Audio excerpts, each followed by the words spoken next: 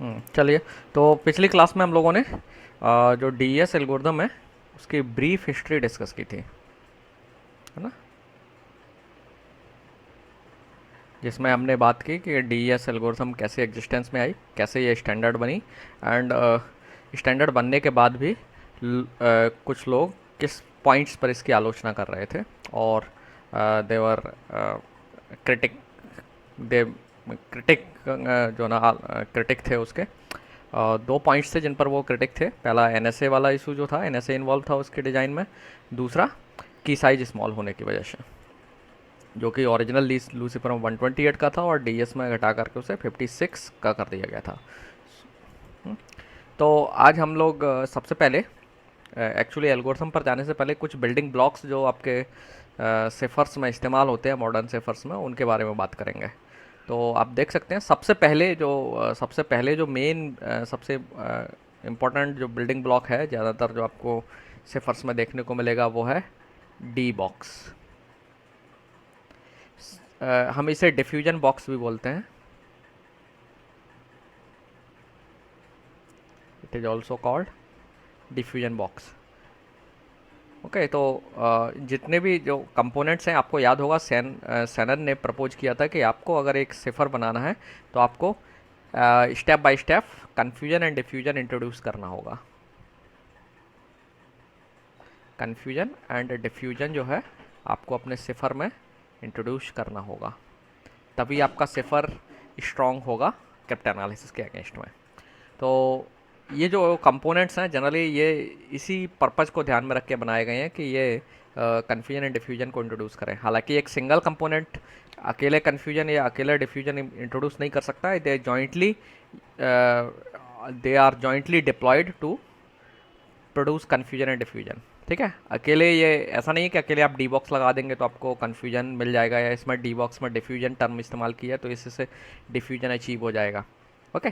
तो ये जो बॉक्सेस हैं, मल्टीपल जो कंपोनेंट्स आज हम डिस्कस करेंगे, ये एक साथ इनका एक कॉम्बिनेशन एक्चुअली यूज किया जाता है, और ये कॉम्बिनेशन कई बार रिपीट किया जाता है कन्फ्यूजन एंड डिफ्यूजन अचीव करने के लिए। ओके। सो सबसे पहला जो बॉक्स है इसे हम डिफ्यूजन बॉक्स बोलते हैं,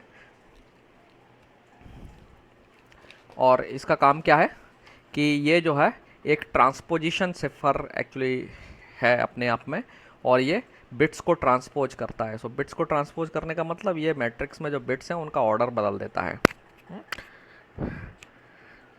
ओके। तो आपको तीन तरीके के डिफ्यूजन बॉक्स मिलेंगे।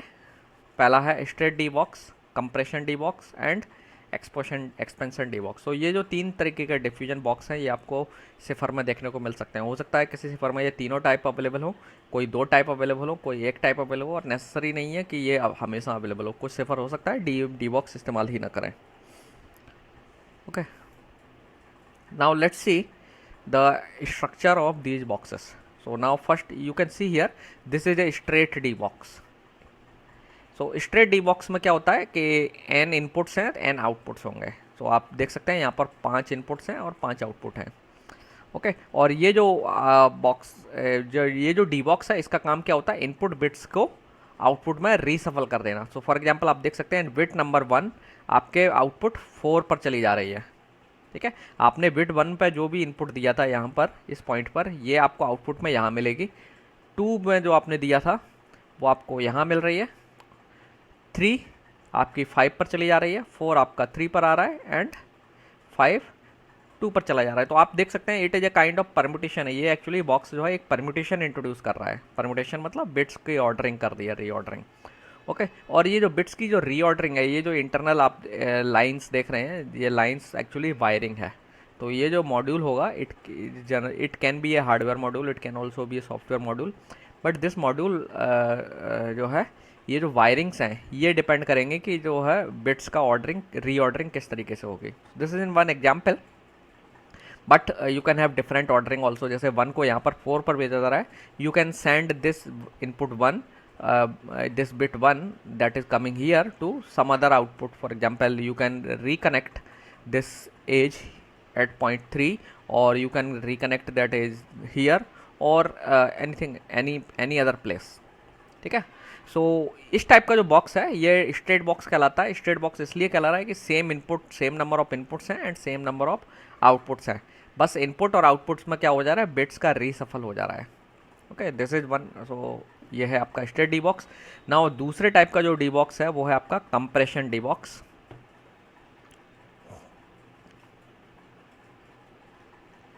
सो कंप्रेशन डी बॉक्स एक्चुअली आपके इनपुट को कंप्रेस कर देता है, जैसे नाम से ही समझ में आ रहा है कंप्रेशन डी बॉक्स। तो कंप्रेशन डी बॉक्स आपके इनपुट को कंप्रेस करेगा। तो आप यहाँ देख सकते हैं हमने 5 बिट का इनपुट दे दिया है इस बॉक्स में and we are only getting 3 bits as output. One हमें वन बिट वन पर मिल रही है, 2 बिट ड्रॉप है, 4 बिट ड्रॉप है, 3 2 पर आ गया और 5 नंबर वाली बिट 3 पर आ गई। So that means we are only getting these 3 bits, this and this one, and these 2 bits are lost. So ultimately हमने 5 बिट का इनपुट दिया और हमें आउटपुट में 3 बिट मिल रही हैं। सो चूंकि इनपुट का साइज आउटपुट का साइज रिड्यूस हो रहा है इन कंपेरिजन टू इनपुट, सो इसलिए हम इसे कंप्रेशन डी बॉक्स बोलते हैं। 1 minute.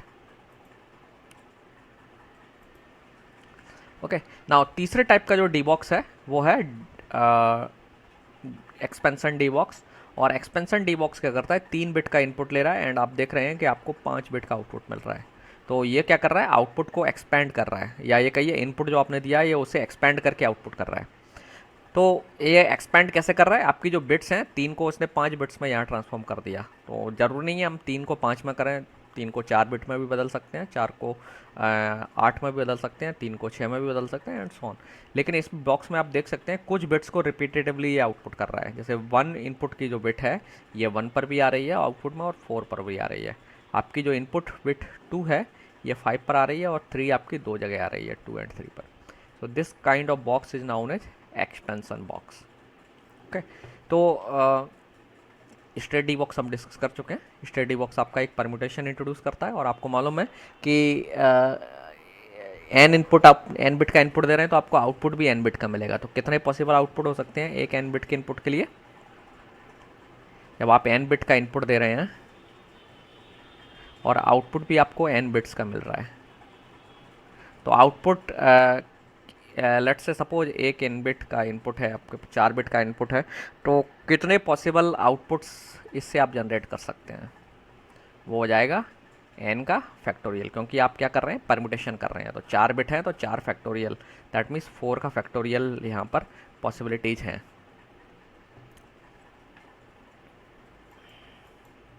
Okay, so this is an example of A D box. 3x3 का डी बॉक्स है। तो यह चूँकि 3 इनपुट हैं तो 3 का फैक्टोरियल मतलब 6, टोटल 6 आप 6 डिफरेंट तरीके के आप डी बॉक्स बना सकते हैं। जैसे यहाँ पे आप देखिए इस डी बॉक्स में 1 2 3 को एज इट इज आप आउटपुट कर रहे हैं। ये आउटपुट में 1 2 3 जो बिट्स हैं, 1 को ये 2% कर दे रहा है, 2 को 1% कर दे रहा है एंड 3 एज इट इज आ रहा है। सो you can have these 6 different possible mappings when n is equal to 3. Okay, so n equal to 4 के लिए you can have factorial 4 different mappings. Now one thing you should remember, ये आपका जो straight D box है ये invertible है। इन्वर्टेबल्स का मतलब ये है कि आप अगर इनपुट दे रहे हैं तो इसको आप इसके इम्पैक्ट को कैंसिल भी कर सकते हैं। तो सपोज आपने इंक्रिप्शन के टाइम पर एक D box straight D box इस्तेमाल किया है, तो आप इसके इफेक्ट को इसके इन्वर्स डी बॉक्स से कैंसिल कर सकते हैं, क्योंकि आपका स्ट्रेट डी बॉक्स एक परम्यूटेशन यूज कर रहा है और every permutation have it's inverse. आपको मालूम होगा, हम पढ़ चुके हैं पहले ही कि परम्यूटेशन जो है ना कंपोजिशन ऑपरेशन के साथ ग्रुप बनाता है। तो आपका जो स्ट्रेट डी बॉक्स है ये इन्वर्टेबल डी बॉक्स होता है। ओके, लेकिन आपके जो दो बाकी के जो डी बॉक्स थे जिसके बारे में मैंने बताया कि कंप्रेशन और एक्सपेंशन डी बॉक्स, ये दोनों जो है ना इन्वर्टेबल नहीं होते हैं। इन्वर्टेबल क्यों नहीं होते हैं, क्योंकि सपोज आपने इंक्रिप्शन में कंप्रेशन डी बॉक्स इस्तेमाल किया और कंप्रेशन डी बॉक्स क्या कर रहा है, कुछ बिट्स को ड्रॉप कर देता है। लेकिन आपने जब बिट्स ड्रॉप कर दी तो डिक्रिप्शन में आपको पता नहीं चलेगा ना कि आपने कौन सी एक्चुअली बिट्स ड्रॉप की थी, वो जो ड्रॉप की थी बिट्स वो क्या थी इंक्रिप्शन के टाइम पर। Okay, so that means compression D box invertible नहीं होता है। Similarly expansion D box is also not invertible, same reason, क्योंकि आपने क्या किया है, इनपुट्स में जब इंक्रिप्शन के साइड में कुछ बिट्स को रिपीटेडली आउटपुट कर दिया है, तो वो बिट्स इंक्रिप्शन के टाइम पर क्या थी डिक्रिप्शन साइड को उसका कोई आइडिया नहीं होगा। सो ये जो दोनों बॉक्स हैं, compression and expansion D box, ये इन्वर्टेबल नहीं होते हैं, तो आपको इनको यूज़ करते समय केयरफुली यूज़ करना है। सो ये एग्जांपल है आपका कंप्रेशन डी बॉक्स का। कंप्रेशन डी बॉक्स में आप देखेंगे कि 3 बिट का इनपुट दिया आपने, लेकिन आपको 2 बिट का आउटपुट मिल रहा है, तो ये जो बिट 2 है ये ड्रॉप हो गई है। तो अगर आप मान लीजिए इसे डिक्रिप्ट इन्वर्टेबल करना चाहें, इन्वर्ट करना चाहें, ये 2 बिट का आउटपुट ऐसा अगर देंगे तो आपको 3 बिट आउटपुट करना पड़ेंगी। तो आपको मालूम है कि 1 बिट जो है 1 से आ रही थी, तो आपने इसे 1 को आउटपुट कर दिया, जो बिट 2 थी वो 3 पर आ रही, तो आपने 2 को 3 पर भेज दिया। लेकिन 2 पर कौन सी बिट आउटपुट आएगी वो आप नहीं बता सकते, क्योंकि आपको मालूम नहीं है कि यहाँ पर क्या बिट थी। ये इंक्रिप्शन साइड में हो रहा है, ये डिक्रिप्शन साइड में हो रहा है। तो you do not know what the value was for this bit at the time of encryption. Encryption के टाइम पर ये जो बिट है इसकी वैल्यू क्या थी वो आपको नहीं पता है, क्योंकि आप डिक्रिप्शन कर रहे हैं। तो डिक्रिप्शन साइड जो है ना, जनरली आपको मालूम है कि इंक्रिप्शन और डिक्रिप्शन अलग अलग लोकेशंस पर होता है, सेम लोकेशन पर भी हो तब भी आप नहीं पता कर सकते। सो ये जो कंप्रेशन डी बॉक्स है ये इन्वर्टिबल नहीं होता है, ठीक है। सिमिलर रीजन्स जो है आपका डिक्रिप्शन एक्सपेंशन बॉक्स के लिए भी है, क्योंकि आपके पास लेट से ये जो एक्सपेंशन बॉक्स था इसमें 1 और 2 दो ही बिट्स का इनपुट था, लेकिन आपने इसे 2 बिट को एक बार आउटपुट कर दिया। ओके, सो इनवर्स साइड पर आप चूंकि ये बॉक्स के बारे में नहीं जानते, you do not know which bit, जो बिट आपने एक्सपेंड की थी वो इंक्रिप्शन के टाइम पर क्या थी, तो आप उसे रीजनरेट नहीं कर पाएंगे। तो ये हुआ आपका डिफ्यूजन बॉक्स। तो 3 तरीके के डिफ्यूजन बॉक्स थे।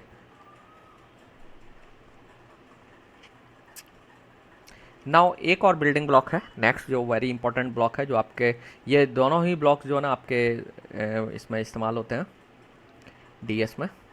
देन एस बॉक्स पर आते हैं। तो एस बॉक्स क्या है, एक अगेन एक और बिल्डिंग ब्लॉक यूनिट है, जिसे हम कई बार सब्स्टिट्यूशन यूनिट भी बोलते हैं, क्योंकि ये एक्चुअली एक बिट पैटर्न को दूसरे बिट पैटर्न से सब्स्टिट्यूट करती है।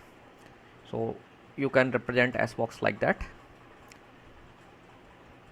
You have A S box, अंदर आपके कुछ मैपिंग्स और परमिटेशंस या फंक्शंस होंगे जो इसको रियलाइज कर रहा है। Here you have m bits input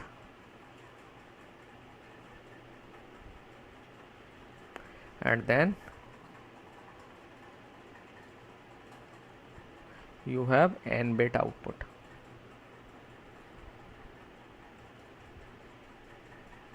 okay, now ये एस बॉक्स जो है ये एक फंक्शन को इंप्लीमेंट करेगा। हियर एक कॉम्प्लेक्स फंक्शन होगा। तो ये फंक्शन वेरियस तरीके से रियलाइज किया सकता है। We will see some example.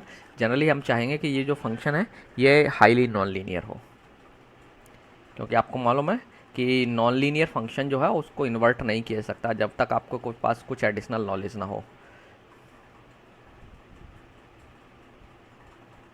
सो ये डिजायरेबल होता है कि ये जो फंक्शन है अंदर एस बॉक्स के, जो भी फंक्शन यूज हो रहा है वो आपका नॉन लीनियर हो। नाउ एस बॉक्स के m इनपुट्स हैं और n आउटपुट है। नेसेसरी नहीं है कि m और n इक्वल हों, नेसेसरी नहीं है, ठीक है, not necessary. That means m जो है ग्रेटर देन हो सकता है, m लेस देन n हो सकता है और m इक्वल टू n हो सकता है। तीनों पॉसिबिलिटी अवेलेबल है। ओके, नाउ चूँकि जैसे मैंने बताया कि आपका जो बॉक्स है एस बॉक्स एक फंक्शन इस्तेमाल करता है यहाँ पर। सो ये जो फंक्शन है आपको मालूम है कि फंक्शन 2 तरीके के होते हैं, एक तो है लीनियर, दूसरा नॉन लीनियर। सो अगर ये फंक्शन लीनियर है, एस बॉक्स में जो फंक्शन यहाँ इस्तेमाल हुआ है, जो इम्प्लीमेंट किया गया है, ये अगर लीनियर है तो आपका एस बॉक्स क्या कहलाएगा, लीनियर एस बॉक्स। और अगर ये फंक्शन जो एस बॉक्स में आपने बिल्ट किया है वो अगर नॉन लीनियर है तो आप उसे बोलेंगे नॉन लीनियर एस बॉक्स। तो आपके एस बॉक्स जो है ना 2 तरीके के होंगे, linear and non linear. Okay, let me show you कि एस बॉक्स कुछ किस तरीके का हो सकता है।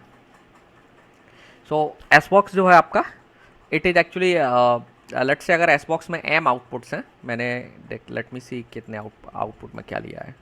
अच्छा, मैंने एन लिया है, तो हम इसको reverse according to the book मान लेते हैं। लेट्स से एन इनपुट्स हैं और एम आउटपुट हैं।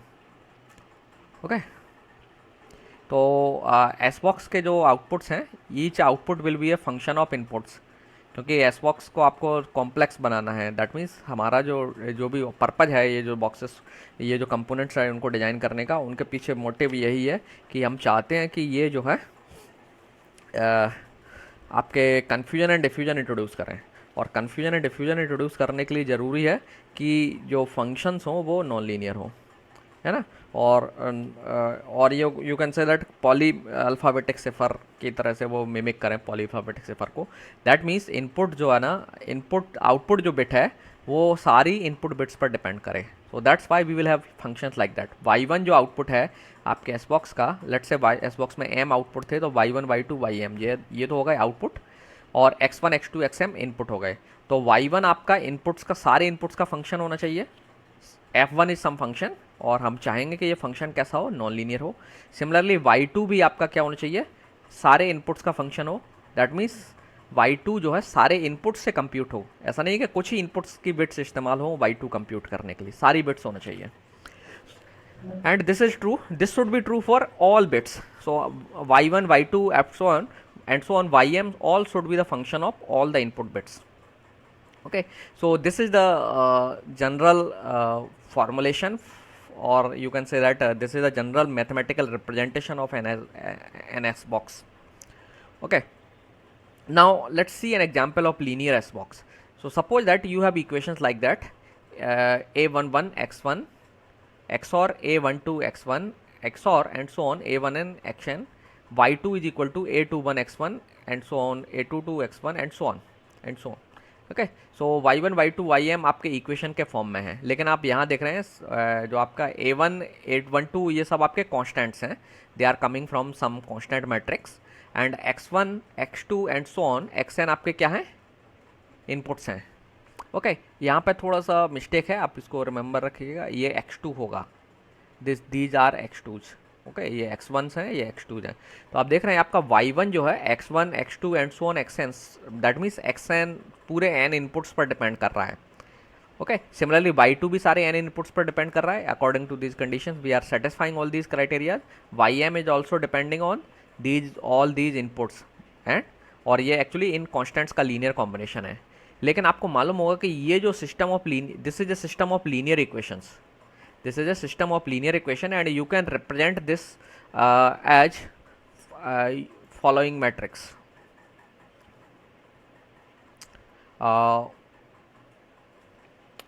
Let's say matrix के जो coefficients हैं, so उनसे हम जो coefficient matrix बनाएंगे, 1 minute,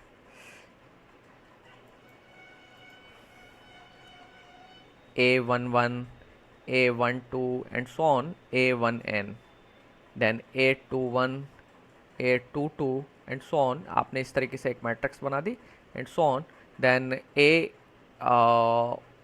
m1 a m2 and so on a mn, so m cross n की मैट्रिक्स हो गई है आपकी। एंड देन आपके पास इनपुट्स हैं x1 x2 and so on, कितने इनपुट्स हैं, n इनपुट्स हैं। then you are getting y1 y2 and so on ym. that means you can write this as ax equal to y, है ना। और आपको मालूम है कि हम इस मैट्रिक्स को आसानी से सॉल्व करके ये जो वैल्यू है ये पता कर सकते हैं। अगर हमें x और y दिया हो तो we can find out this one. आपने हिल सिफर में एक देखा होगा। सो दैट मीन्स ये जो एस बॉक्स है ये लीनियर एस बॉक्स है, एंड लीनियर होने की वजह से इस एस बॉक्स, ये जो एक्स बॉक्स है ये बहुत ज़्यादा strong confusion and diffusion introduce नहीं करेगा। So that in a nutshell we can say that we should avoid such kind of S boxes, क्योंकि अगर आपके एस बॉक्स इस टाइप के होंगे तो एस बॉक्स के आउटपुट को देख करके हम उसके इनपुट्स का अंदाज़ा लगा सकते हैं। इवन उनकी कुछ बिट्स या पूरा आउटपुट इनपुट हम कंप्यूट कर सकते हैं. दैट मीन्स डिक्रिप्शन पॉसिबल हो जाएगा. Therefore, what we want to have a non-linear S-box. So let's see an example of a non-linear S-box. I am showing you that example. ये आपका एक example है फॉरजन की बुक में, आप इसे वर्कआउट करके एक बार देख लीजिएगा. ये आपका S-box है जो लीनियर है. And if you have S-box like that, y1 equal to x1 into x2, ये डॉट बीच में एंड ऑपरेशन हो गया, and y2 equal to x1 plus x2 x3. Okay, so now ये जो इक्वेशंस हैं लेट्स अज्यूम GF2 पर defined है. एंड नाउ ये जो इक्वेशंस हैं इनको आप एक सिस्टम ऑफ लीनियर इक्वेशन जो यहाँ था ऐसे रिप्रेजेंट नहीं कर सकते. So this is a bit non linear equations, and इस तरीके से जो एस बॉक्स बनेगा that will be a non linear S box. Okay, तो नॉन लीनियर एस बॉक्स जो है ना हमारे लिए हाईली डिजायरेबल होता है, और हम चाहते हैं कि जितनी ज़्यादा पॉसिबिलिटी, जितनी ज़्यादा नॉन लीनियरिटी हो हमारे एस बॉक्स में उतना ज़्यादा अच्छा है. Okay, then there are some more components that we can have. One is XOR operation, जो कि आपने देखा था कि ज़्यादातर स्ट्रीम सिफर में काफ़ी यूज होता है. So XOR is also a one of the unit that is widely used in designing a cipher. खास करके स्ट्रीम सिफर में ज़्यादा इस्तेमाल होती है, इवन ब्लॉक सिफर भी इस्तेमाल करते हैं. So XOR is a important building block. It is an also important building block that is used in some rounds of the inputs. जैसे आपने फिस्टल सिफर में देखा था, हम फंक्शन के और लेफ्ट हाफ के साथ एक्सॉरिंग कर रहे थे. तो एक्सॉर एक बिल्डिंग ब्लॉक के तौर पर आपके सिफर में इस्तेमाल होता है, एंड एक्सॉर की प्रॉपर्टीज आप जानते हैं, हम उन्हें डिस्कस नहीं करेंगे. Then sometimes some ciphers also use a shifting circular shifting as a building block. So circular shifting आप जानते हैं कि हम बिट्स को क्या करते हैं, सर्कुलर शिफ्ट कर देते हैं. तो या तो हम सर्कुलर शिफ्ट लेफ्ट साइड करेंगे या राइट साइड करेंगे. एंड सर्कुलर शिफ्ट में भी होता है कि विद जीरो फिल, मतलब left circular shift with zero fill, मतलब आप लेफ्ट साइड सर्कुलर शिफ्ट कर रहे हैं और राइट साइड में जो बिट्स के स्पेस एम्प्टी हो रहा है वहाँ आप जीरो इंट्रोड्यूस कर रहे हैं. या होगा फिर कंप्लीटली सर्कुलर शिफ्ट, जिसमें आप क्या करेंगे, लेट से आप ये बिट्स को शिफ्ट कर रहे हैं दो पोजीशन, तो इधर दो स्पेस क्रिएट होंगे एम्प्टी, तो ये वाली दोनों बिट्स उसको फिल कर देंगे. ओके, तो ये चार, इस तरीके से चार जो है ना आपके सर्कुलर शिफ्ट हो सकते हैं जो कि सिफर्स में इस्तेमाल होते हैं. We will see. Circular shift के बाद एक और ऑपरेशन जो कई बार इस्तेमाल होता है वो है स्वैप ऑपरेशन. तो स्वैप ऑपरेशन में हम क्या करते हैं, कुछ बिट्स को एक्सचेंज कर देते हैं ग्रुप्स में, बाइट्स को एक्सचेंज कर देते हैं, या फिर हम कुछ सेट ऑफ बिट्स को एक्सचेंज कर देते हैं. जैसे आपने देखा होगा कि फिस्टल सिफर में आपने देखा था कि हम पूरे जो इनपुट है उसको दो इक्वल पार्ट में डिवाइड कर देते हैं, और फिर जब आपका राउंड कंप्लीट होता है तो लास्ट राउंड में हम इनपुट की जो 32 बिट का स्वैप कर देते हैं. तो swapping is also used as a building block in most many ciphers actually. तो वो स्वैपिंग डिपेंड करती है कितने साइज़ की है. समटाइम्स आप बाइट लेवल की स्वैपिंग करते हैं, दैट मीन्स बाइट्स को रिप्लेस करते हैं. आप हाफ बाइट को भी एक्सचेंज कर सकते हैं, स्वैप कर सकते हैं. एंड एज पर फिस्टल सिफर आप टोटल इनपुट को दो पार्ट्स में डिवाइड करके उनको एक्सचेंज कर सकते हो. तो स्वैप ऑपरेशन मल्टीपल तरीके से अप्लाई किया सकता है. And it is very important, you should remember that कि ये जो स्वैप ऑपरेशन है सेल्फ इन्वर्टेबल होता है. सेल्फ इन्वर्टेबल मतलब इसे दो बार आप स्वैप कर दीजिए तो आपको आउटपुट वही के वही मिल जाएगा. And what about shift cipher, sorry circular shift.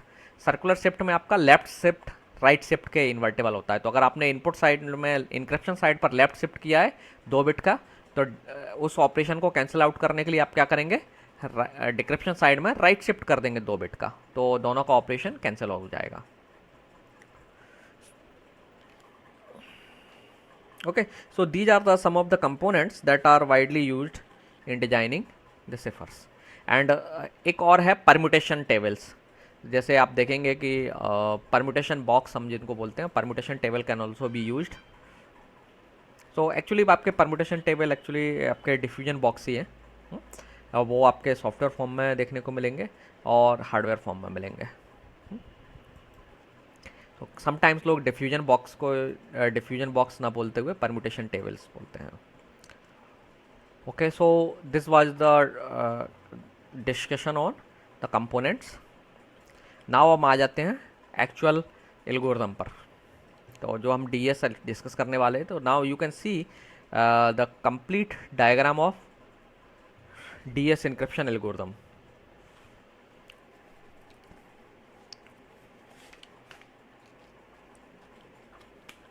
So decryption में आप सबसे पहले देख सकते हैं कि आपके पास 16 राउंड्स हैं, round 1, round 2 and so on round 16। So DES जो एल्गोरिथम है आपकी, इट हैव 16 राउंड्स।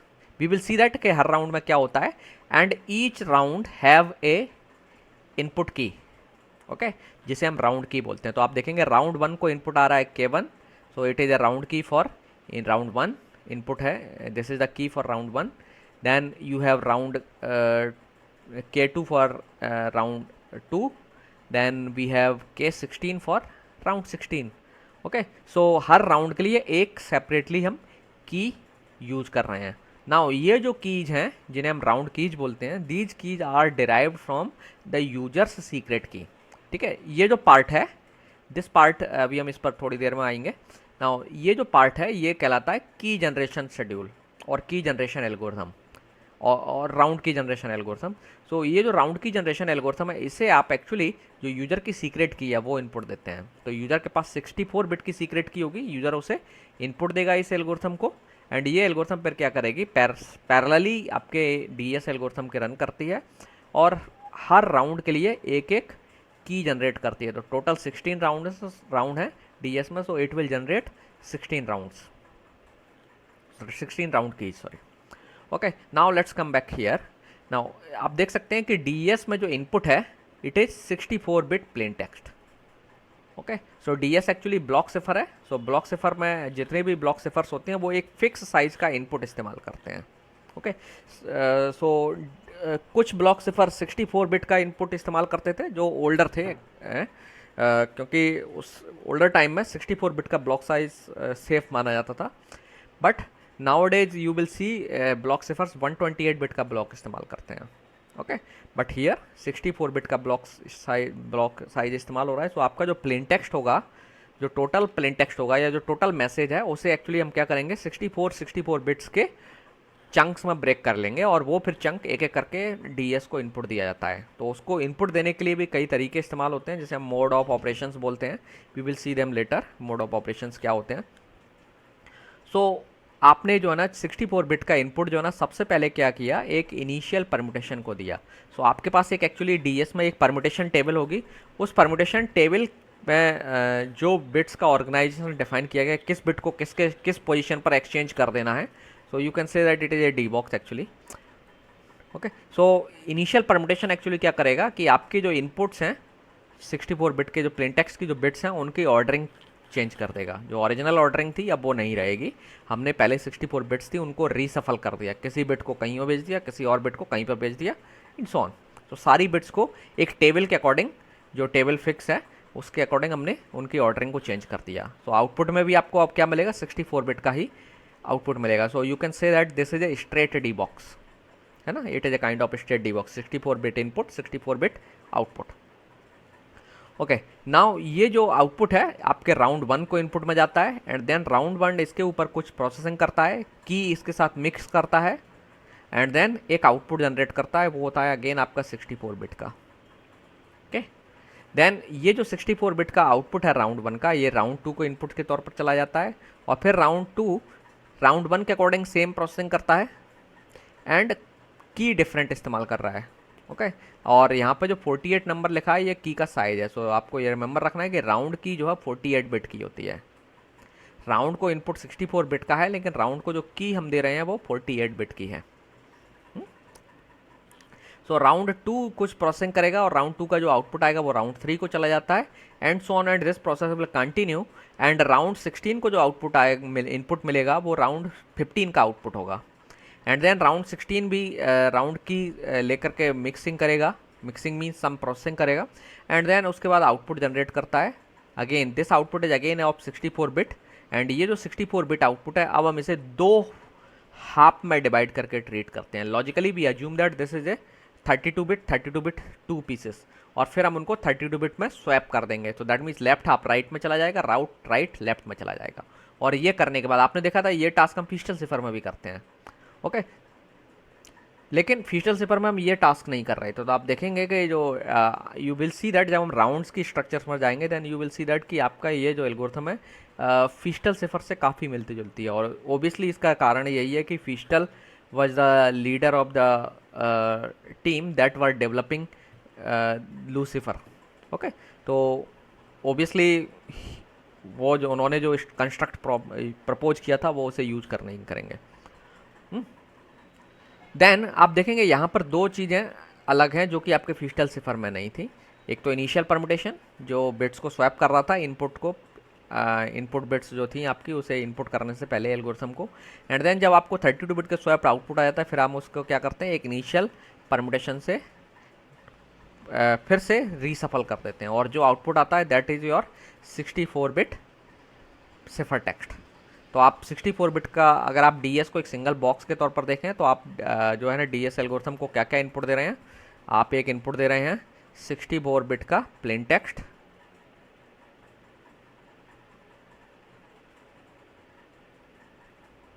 जैसे सपोज अगर आपका डीएस एक बॉक्स की तरह हम इसे ट्रीट करें, देन डीएस को आप एक 64 बिट का प्लेन टेक्स्ट दे रहे हैं, देन एक सीक्रेट की दे रहे हैं 64 बिट की,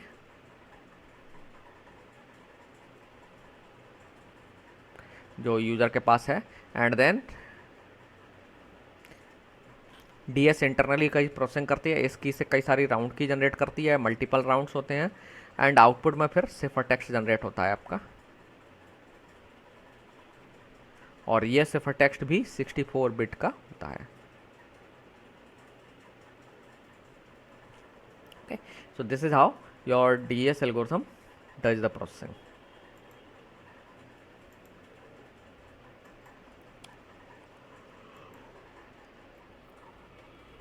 Okay,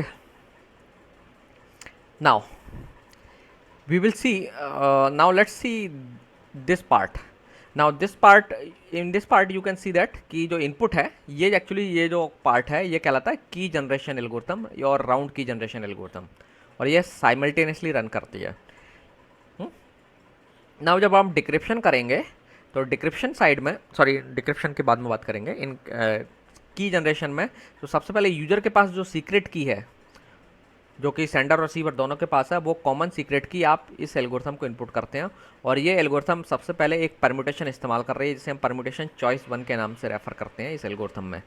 सो ये एक परम्यूटेशन है और ये 64 बिट इनपुट लेता है और फिर 56 बिट आउटपुट करता है। तो आप देख सकते हैं ये किस टाइप का डी बॉक्स है, कंप्रेशन है ना, you are losing 8 bits. Okay, so इसमें आप क्या करते हैं, हर 8th पोजीशन वाली बिट को आप छोड़ देते हैं इसमें, क्योंकि वो एक्चुअली आपकी पैरिटी बिट होती है। That means 8th 16th 24th 32nd and so on. तो हर 8th पोजीशन वाली बिट को आप इसमें से रिमूव कर देते हैं और टोटल आपकी फिर फाइनली 56 बिट्स इस्तेमाल बचती हैं जो कि एक्चुअली आपकी की है। ओके, नाउ ये जो 56 बिट की है आप इसे एक सर्कुलर शिफ्ट को पास करते हैं। सो एक सर्कुलर शिफ्ट होता है, there is a schedule, fix schedule है, उसके अकॉर्डिंग आपकी बिट्स जो है सर्कुलर शिफ्ट होंगी एंड लेफ्ट साइड शिफ्ट होती हैं। और लेफ्ट साइड शिफ्ट होने के बाद चूंकि सर्कुलर शिफ्ट में आपकी बिट्स लॉस नहीं हो रही हैं, एज इट इज़ रहेंगी, तो 56 बिट का आपको आउटपुट होता है। दैट मीन्स ये जो 56 बिट थी ये रीसफल हो गई, इनकी पोजीशंस चेंज हो गई एक्चुअली, रीसफल नहीं हुई है, reshuffle should not be, will not be the good word, positions change हो गई हैं, कुछ बिट्स पोजीशन से शिफ्ट हो गई हैं। एंड देन जब ये 56 बिट का आउटपुट हम एक और परम्यूटेशन चॉइस 2 को देते हैं, अगेन ये एक तरीके से कंप्रेशन बॉक्स है जिसे हम 56 बिट का इनपुट देते हैं और ये 48 बिट का आउटपुट जनरेट करता है। तो इस तरीके से आपको पहली राउंड की मिलती है 48 बिट की। एंड यहाँ पर जो सर्कुलर शिफ्ट से जो नया बिट पैटर्न बना था उसे हम फिर से अगेन सर्कुलर शिफ्ट को पास कर देते हैं, ये सेम वही सर्कुलर शिफ्ट है, और फिर से सेम परम्यूटेशन चॉइस से बिट्स को कंप्रेस करते हैं और 48 बिट का आउटपुट जनरेट करते हैं। तो आप देख सकते हैं कि चूंकि ये परम्यूटेशन चॉइस और लेफ्ट शिफ्ट सेम है तो ये जो कीज हैं आपस में रिलेटेड हैं। ओके, मतलब ये है कि अगर आपको ये की मिल जाए या ये कहिए इनमें से कोई एक की मिल जाए तो तो attacker may find out other keys also. सो ये जो प्रोसीजर है ये ध्यान में रख के, इस तरीके से ध्यान में रख के डिज़ाइन की गई है कि अटैकर को अगर एक की रिलेट ये पता चल जाए तो ये बाकी की डिराइव ना हो। सो इस तरीके से ये बॉक्सेस डिज़ाइन किए गए हैं। Okay, so this is how the round keys are being generated for DES algorithm. Now let's talk about the decryption algorithm. Decryption algorithm आपको मालूम है कि चूंकि ये डीएस एल्गोरिथम आपके फीस्टल सिफर बेस्ड एल्गोरिथम है, तो डिक्रिप्शन एल्गोरिथम एग्जैक्टली सेम होगी। डिफरेंस क्या होगा, आपका ये जो एल्गोरिथम की जनरेशन शेड्यूल है इसमें थोड़ा सा चेंज आएगा, और ये जो कीज हैं ये रिवर्स ऑर्डर में जनरेट होंगे। ओके, आप कह सकते हैं कि ये जो एल्गोरिथम है ये आप एक बार पैरेलली डिक्रिप्शन साइड पर ना रन करें, आप इसको इंडिपेंडेंटली भी रन कर सकते हैं, क्योंकि ये जो की जनरेशन प्रोसीजर है ये राउंड में क्या इनपुट्स जा रहे हैं, राउंड से क्या आउटपुट आ रहा है, इस पर डिपेंड नहीं करता है। Okay, so that means decryption side पर आप इस प्रोसीजर को सेपरेटली रन करके फिर कीज को रिवर्स ऑर्डर में यूज कर सकते हैं, ये पार्ट एग्जैक्टली सेम रहेगा। ओके, ऐसा क्यों है, क्योंकि आपके DES algorithm Feistel cipher structure को फॉलो करती है। We will see that, round key structures आप देखेंगे then you will see that कि ये ऑलमोस्ट फीस्टल सिफर को फॉलो करती है। और फीस्टल सिफर क्या होते हैं, उसमें इंक्रिप्शन डिक्रिप्शन एल्गोरिथम सेम होती है, जिससे सिर्फ आपको की को रिवर्स ऑर्डर में इस्तेमाल करना होता है। सो दैट्स वाई डीएस की एक जो एडवांटेज है वो क्या है, इंक्रिप्शन और डिक्रिप्शन सेम एल्गोरिथम से आप कर सकते हैं। तो इसलिए आपको दो अलग अलग टाइप की चिप्स बनाने की ज़रूरत नहीं है। इंक्रिप्शन के लिए जो चिप इस्तेमाल हो रही है वही डिक्रिप्शन के लिए भी इस्तेमाल कर सकते हैं। सिर्फ आपको थोड़ा सा मॉडिफिकेशन क्या करना है, जब आप डिक्रिप्शन यूज कर रहे हैं तब कीज को रिवर्स ऑर्डर में इस्तेमाल कर लेना है। तो एक बहुत ही माइनर मॉडिफिकेशन के साथ हम सेम एल्गोरिथम को डिक्रिप्शन साइड में भी डिक्रिप्शन के लिए इस्तेमाल कर सकते हैं। Okay, so this is the one of the important advantage of DES कि आपको दो सेपरेट एल्गोरिथम रखने की ज़रूरत नहीं है। किसी को क्वेश्चन? Anybody have question? हाँ,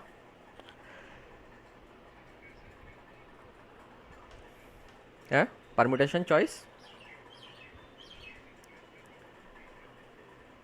कौन सा? ये चॉइस 1 परम्यूटेशन। हाँ, ये बिट्स को कंप्रेस करके आप की जनरेट कर रहे हैं। हम एक्चुअली ये चाह रहे हैं कि एक ही की से हम टोटल 16 की इस्तेमाल कर लें, और ये कीज के बीच जो रिलेशनशिप है वो कॉम्प्लेक्स हो। तो इसलिए हम क्या कर रहे हैं, ये परम्यूटेशन चॉइस, ये हमारी परम्यूटेशन टेबल्स हैं, ये कंप्रेशन बॉक्स एक्चुअली होता है। तो इसमें हम क्या करते हैं, कुछ बिट्स को ड्रॉप करते जाते हैं। अब आप देखेंगे चूंकि यहाँ हम लेफ़्ट शिफ्ट कर रहे हैं, तो जब लेफ़्ट शिफ्ट के बाद आउटपुट में आप कुछ बिट्स यहाँ ड्रॉप करेंगे, लेकिन जब ये बिट्स फर्दर और शिफ्ट हो जाएंगी तो यहाँ पर जो बिट्स ड्रॉप होंगी वो अलग ड्रॉप होंगे, है ना। तो इस तरीके से ये जो कीज हैं वो डिफरेंट होंगे, और इनके बीच में रिलेशनशिप थोड़ी सी कॉम्प्लेक्स होगी, क्योंकि ये जो बॉक्सेस हैं आपके ये इन्वर्टेबल भी नहीं होते हैं। तो अटैकर के लिए थोड़ा सा काम मुश्किल हो जाता है ये कीज पता करना। तो ये सब हम काम इसलिए कर रहे हैं कि ये जो कीज हैं ये एक दूसरे से ओबियसली रिलेटेड तो रहेंगी कुछ तो, क्योंकि सेम पैटर्न से और सेम फंक्शन सेम ब्लॉक से बिल्डिंग ब्लॉक्स इस्तेमाल हो रहे हैं। But despite of all that ये जो कीज हैं इनके बीच में रिलेशनशिप जो है नॉन लीनियर होती है। दैट मीन्स एक की से दूसरी की को डिराइव करना थोड़ा सा डिफिकल्ट है, इम्पॉसिबल नहीं है but it is difficult. Okay, now let's see the initial permutation कौन कौन सा इस्तेमाल हो रहा है। सो ये है आपका initial permutation. So initial permutation में ये बता रहे हैं हम कौन सी बिट किस पोजीशन पर चली जाएगी। तो इनिशियल परम्यूटेशन के अकॉर्डिंग जो फर्स्ट बिट थी आपकी इस जगह पर आपकी ये 58 पोजीशन पर चली जाएगी, सेकंड बिट 50 पोजीशन पर चली जाएगी, थर्ड बिट 42 पोजीशन पर चली जाएगी। ओके, सो जो भी आपका जो 64 बिट का जो पैटर्न था वो हर बिट को आप नंबरिंग अगर कर देंगे तो ये नंबरिंग्स बता रही हैं कि इस पोजीशन पर कौन सी बिट आ रही है, इस पोजीशन पर कौन सी बिट आ रही है, या ये कहिए कि पहली बिट कहाँ चली जा रही है। पहली बिट 58 पर चली जा रही है, दूसरी बिट 50 पर चली जा रही है, तीसरी बिट 42 पोजीशन पर चली जा रही है, and so on. Okay, and ये परम्यूटेशन इसका इन्वर्स परम्यूटेशन है। जब आपको इस इम्पैक्ट को कैंसिल करना होगा डिक्रिप्शन साइड में तो आप केवल परम्यूटेशन टेबल बदल लेंगे, तो ये परम्यूटेशन टेबल इस्तेमाल हो जाएगी। ओके, और ये परम्यूटेशन टेबल क्या करेगी, वापस अपनी पोजीशंस पर बिट्स को ले आएगी। तो इसमें करना को क्या आप देख सकते हैं, ये दोनों वेरीफाई कर सकते हैं आराम से, ये दोनों परम्यूटेशन एक दूसरे के इन्वर्स हैं। कैसे, आप इनका ऑर्डरिंग बदल लीजिए, ये बिट्स को पहले अरेंज कर लीजिए और फिर अकॉर्डिंगली इनको वापस लिख लीजिए। आपको याद है हम पहले भी डिस्कस कर चुके हैं कि एक परम्यूटेशन का इन्वर्स कैसे निकालते हैं। तो आई विल सजेस्ट यू कि आप इसको खुद ही इन्वर्स को ट्राई करके देखें कि ये इन्वर्स आ रहा है कि नहीं आ रहा है, ये एक दूसरे के इन्वर्स हैं या नहीं है। आपको थोड़ा सा ट्रेवल करना पड़ेगा कि आपको बिट्स की पोजीशन लिखना पड़ेंगी, ऊपर 1, नीचे 58 and so on, 2, 53, 42 and so on, इस तरीके से लिखना पड़ेगा। फिर यहाँ भी ऐसे ही करके लिखना पड़ेगा। फिर इसको आप इसी को रिवर्स करिए, आपको ये परमुटेशन मिल जाएगा। इन्वर्स निकालेंगे इसका तो, या इसको लेकर के इसका इन्वर्स निकालो, आपको ये परमुटेशन वापस मिल जाएगा। ओके, याद रखना है परमुटेशन, आपको याद है ना इस तरीके का होता है वैसे 1, 2, 3, और आपको बताना है कि 1 बिट को कहाँ पर भेजना है। लेट्स से 4th पर सेंड करना है, सेकंड बिट को सॉरी 4 नहीं है इसमें,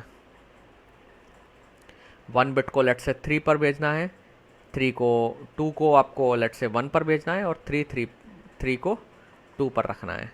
तो ये आपके नंबरिंग्स होती हैं सिंपली, ये है कहाँ किस बिट्स को कहाँ ले जाना है। तो अगर ये एक परम्यूटेशन P1 है तो इसका इन्वर्स परम्यूटेशन कैसे निकालते हैं, इसको सॉर्ट कर देते हैं, फिर इन पोजीशन को उसके अकॉर्डिंग लिख लेते हैं और आपका इन्वर्स निकल जाता है। ऐसे लिखना पड़ेगा पहले एक्चुअली आपको उसको करने के लिए, ठीक है। बट सो आपका ये लिए होमवर्क है कि आप इसको वेरीफाई करें कि ये एक दूसरे के इन्वर्स हैं या नहीं है। Okay,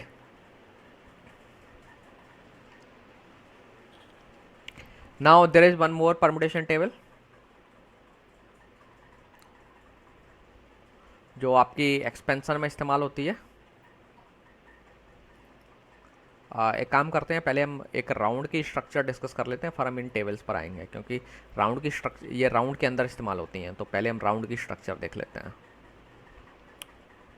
so this is the structure of the DS round. Okay, so आप देख सकते हैं, नाउ लेट्स सी, ये आप ऑब्जर्व करेंगे कि ये जो सिफर है, ये जो स्ट्रक्चर है काफ़ी फिस्टल से इंस्पायर्ड दिखती है। नाउ फिस्टल में भी आपको याद होगा कि हम इनपुट को, जो भी इनपुट था उसको 2 पीसेस में बांट देते हैं। तो हमारे पास यहाँ 64 बिट का इनपुट था, तो हमने उसे 2 पीसेस में डिवाइड करके मान लिया। दैट मीन्स 32 बिट का लेफ्ट हाफ, 32 बिट का राइट हाफ। तो जो राउंड को जो इनपुट आ रहा है, या कोई भी राउंड हो सकता है, let's say this is round I, तो राउंड आई को जो इनपुट आ रहा है वो क्या है, Li-1 and Ri-1। Now what we are doing in this case, आप देख सकते हैं ये जो पार्ट ये आपका एक्चुअली एफ है। आपको याद होगा कि डी जो आपकी फिस्टल सिफर है उसमें क्या था, एक एफ हम इस्तेमाल करते थे, एफ को हम की इनपुट देते थे। तो यहाँ से एफ को आपने की इनपुट दे दी। नाउ एफ कैसे बनाया गया है, we will see. So DS में आपने फिस्टल सिफर में आपने देखा होगा कि हम ऐप को क्या करते थे, राइट हाफ इनपुट में देते थे और उधर से की दे देते थे। तो आप देख रहे हैं ऐप को हम क्या दे रहे हैं, राइट हाफ दे रहे हैं इनपुट में और की इनपुट दे रहे हैं, और ऐप ने इस पर कुछ प्रोसेसिंग की। ये प्रोसेसिंग, ये बॉक्स क्या कर रहे हैं हम इन पर अभी थोड़ी देर में आएंगे। So app have done some processing, like app ने क्या किया, Ri-1 इनपुट लिया और उसके साथ में KI जो कि राउंड की है 48 बिट की, और ये आपका 32 बिट का इनपुट है। तो ऐप ने इन दोनों पर कुछ प्रोसेसिंग की, और वो प्रोसेसिंग क्या है जो आप बॉक्स के अंदर देख सकते हैं, ये डॉटेड बॉक्स के अंदर। हमें भी इस पर आएंगे कैसे काम हो रहा है। लेकिन जैसे ये ऐप कुछ प्रोसेसिंग करके आउटपुट करेगा, जो आउटपुट है आपको याद होगा हमने फिस्टल सिफर में भी एग्जैक्टली हम यही कर रहे थे। ऐप का जो आउटपुट था उसे लेफ्ट के साथ एक्सऑर कर दे रहे थे। ओके, सो जो नॉन लीनियरिटी है वो L और R दोनों मिक्स हो जाएंगे साथ में, और नॉन लीनियरिटी भी आ गई। सो ऐप का काम है नॉन लीनियरिटी इंट्रोड्यूस करना, और you can say that confusion diffusion introduce कर देना। ओके, तो इन दोनों को एक्सऑर किया आपने और वो राइट हाफ बन गया, एंड राइट हाफ को हमने एज इट इज कॉपी कर लिया और उसे लेफ्ट में ट्रांसफॉर्म कर दिया। So you can see that this is exactly the round structure of the Feistel cipher. सिर्फ डिफरेंस कहाँ आया है, फिस्टल सिफर में ऐप के बारे में कुछ नहीं बताया गया था कि ऐप क्या होगा, बस DS में उन्होंने क्या कर लिया, एक अपना ऐप बना लिया है। तो ये ऐप क्या है, सो ऐप में एक्चुअली कुछ D boxes and S box इस्तेमाल हुए हैं। सो एक ये है आपका एक्सपेंशन D बॉक्स। आपको याद होगा एक्सपेंशन D बॉक्स क्या करता है, कुछ बिट्स को रिपीटेड करके आउटपुट कर देता है। दैट मीन्स मल्टीपल टाइम को आउटपुट कर देता है, एक बिट 2 बार या 3 बार आउटपुट आ सकती है। तो अगर इनपुट कुछ बिट का था 4 बिट का इनपुट था तो वो 6 बिट का आउटपुट हो सकता है, अगर 2 बिट आपने एक्स्ट्रा कॉपी करके आउटपुट में भेज दिए तो, 2 बार भेज दिए तो। ओके, सो ये जो ऐप है सबसे पहले क्या कर रहा है, एक एक्सपेंशन टेबल इस्तेमाल कर रहा है। तो ये जो एक्सपेंशन टेबल है इसको आपने 32 बिट का आउटपुट इनपुट दिया, एंड देन ये जो एक्सपेंशन टेबल है चूंकि ये एक्सपेंड करता है बिट को, तो इसने 32 बिट के इनपुट को एक्सपेंड करके 48 कर दिया। And we will see that कि कौन कौन सी बिट्स जो है ना एक्सपेंड होंगे, रिपीट होंगे। ओके, सो 48 बिट का आउटपुट आ गया आपके पास। अब आप देख सकते हैं कि 48 बिट की है आपके पास और 48 बिट का ये आउटपुट है। अब आप इन दोनों को आसानी से बिट वाइज एक्सऑर कर सकते हैं। तो आपने इनका एक्सऑर ऑपरेशन कर दिया और आउटपुट जो आया वो भी 48 बिट का आएगा ना। 48 बिट को आपने क्या किया, अगेन आपने एक सब्स्टिट्यूशन बॉक्स से गुजारा, और ये जो सब्स्टिट्यूशन बॉक्स है ये भी कंप्रेशन बॉक्स हो सकता है। सो कंप्रेशन ये ध्यान रखना, ये डी बॉक्स नहीं है, सब्स्टिट्यूशन बॉक्स है, एस बॉक्स है ये। और ये एस बॉक्स जो ना नॉन लीनियर लीनियर हो सकते हैं और स्ट्रेट एंड कंप्रेशन और एक्सपेंशन भी हो सकते हैं। ये मैंने डिस्कस नहीं किया तो मैं यहाँ बता दे रहा हूँ आपको। सो सब्स्टिट्यूशन बॉक्स में 48 बिट का हमने इनपुट लिया और आउटपुट में हम क्या कर रहे हैं, 32 बिट आउटपुट कर रहे हैं। That means you are losing 16 bits, और 16 बिट्स ये जो 13 बिट का आउटपुट हम इसे अगेन एक परम्यूटेशन से पास करा रहे हैं, और परम्यूटेशन से पास कराने के बाद दैट मीन्स कुछ बिट्स की सफल करने के बाद हमें 32 बिट का आउटपुट मिल रहा है। और ये 32 बिट का आउटपुट अगेन ये ऐप का आउटपुट हो गया। This is the final output जो 32 बिट का है। तो जो दैट आप देख सकते हैं ऐप में जो आउटपुट है हमने इस पर एक्सपेंशन किया, फिर की के साथ एक्सॉरिंग कर दी, सो दैट की भी मिक्स हो गई, और की मिक्स होने के बाद बिट्स को एक कंप्रेशन सब्स्टिट्यूशन बॉक्स से निकाल दिया, और ये substitution actually source of non linearity है।